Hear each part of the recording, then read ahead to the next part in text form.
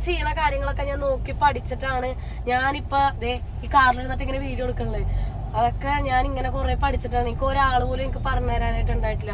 അപ്പൊ അതുകൊണ്ടിട്ട് തന്നെ എനിക്ക് കുറെ ലക്ഷങ്ങൾ എനിക്ക് പൈസ കിട്ടാനുണ്ട് ഗൈസ്. എന്നെ അതുപോലെ ആൾക്കാർ എന്നെ പറ്റിച്ചിട്ടുണ്ട്. എന്റെ വീഡിയോ കണ്ടിട്ട് കുറെ ആൾക്കാർ, കുറെ പാവപ്പെട്ട ആൾക്കാർ പോയിട്ട് എന്നോട് പോലും പറയാതെ പോയി വണ്ടികൾ എടുത്ത ആൾക്കാരുണ്ട്.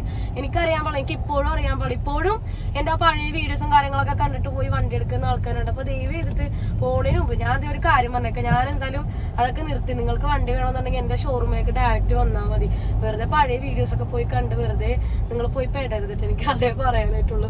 അപ്പൊ ഇങ്ങനെ ആരെങ്കിലൊക്കെ വണ്ടി എടുത്തിട്ടുണ്ടെന്നുണ്ടെങ്കിൽ ആ ഫോട്ടോ ഒന്ന് അയച്ചോട്ട് നോക്കട്ടെ എത്രത്തോളം കസ്റ്റമേഴ്സ് എന്റെ കയ്യിൽ നിന്ന് പോയിട്ടുണ്ട്, എന്റെ വീഡിയോ കണ്ട് പോയിട്ടുണ്ടെന്ന് എനിക്കൊന്ന് അറിയാം.